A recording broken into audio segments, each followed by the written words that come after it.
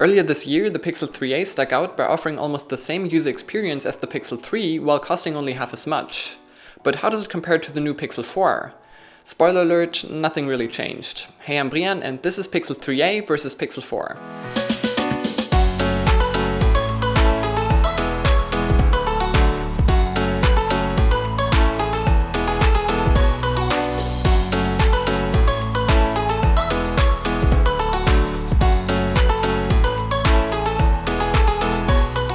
First of all, the 3a comes with stickers and headphones, whereas the 4 does not, also because that one doesn't even have a headphone jack. Design-wise, the contrast is now much bigger than last time around, mostly because Google went in a completely new direction here. The 4 has that big square camera bump on the completely smooth back, whereas the 3a still uses Google's old two-tone design. What is more striking though is that both phones feel very similar in the hand, despite the Pixel 4 being made from metal and glass, while the 3a is made from plastic. This is because of the soft touch coating both phones share. The 3a doesn't feel noticeably less well made than the 4. It's a bit larger though and unfortunately not water resistant, unlike its newer brother.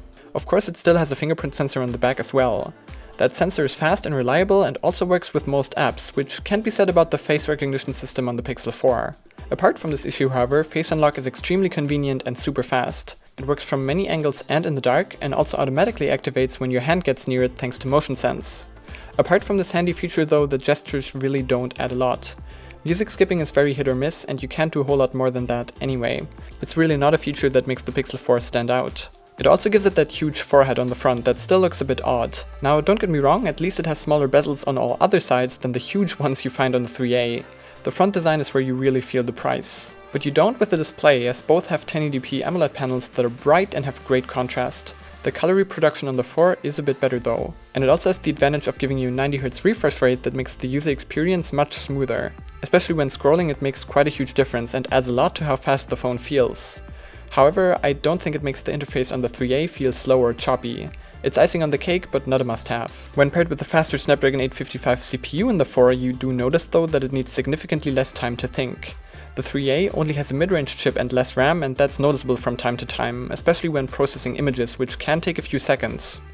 Apart from that, it really isn't that big of a deal though, thanks to the exact same stock Android software on both, using very little resources. Both have the new Live Transcribe, same mixed bag gesture navigation, and both even support the squeeze for the assistant. The speakers on the 4 are a bit better though, even though both have stereo sound. And always on display and always on song recognition are also there on either. Where the 3a clearly wins is in battery life, because that's just abominable on the 4. On the 3a I get about 5 to 6 hours of screen on time with my usage of messaging, browsing and video watching, whereas on the 4 I only manage 3 to 4. That's a huge difference. Both charge relatively fast, but the 4 has wireless charging, which it also needs due to its poor endurance. The most important point with the Pixel is always the camera, and this is where both really deliver.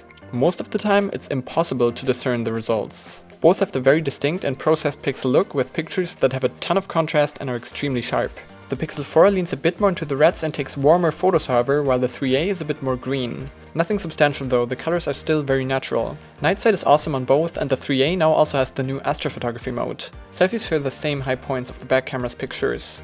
Of course, the Pixel 4 also has a secondary 16MP zoom camera in addition to the 12MP main one that is also present on the 3a. But honestly, apart from the slightest bit of additional sharpness, there really isn't that big of a difference here either. Digitally zoomed pictures on the 3a look basically as good, and neither records 60fps video at 4K, so that isn't a differentiator either. I'm honestly quite surprised that the gap is still this small. Without the side-by-side comparison, it's basically impossible to tell the pictures apart. And that's honestly nuts for what the 3a costs now.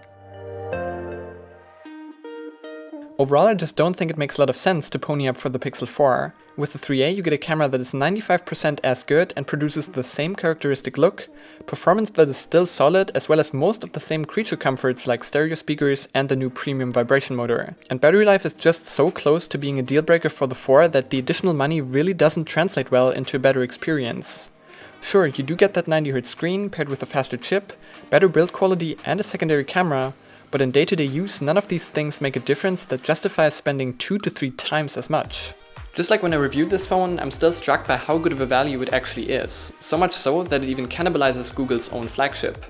If you buy a Pixel, you buy it for the software and great camera, and both of those things you also get when going with the cheaper option and keeping your wallet happy. And if you don't care about that, just look somewhere else entirely. If you enjoyed this video, you know which buttons to press, and don't forget to press that follow button on Twitter. I'm Brian, thanks for watching, and I'll see you in the next one.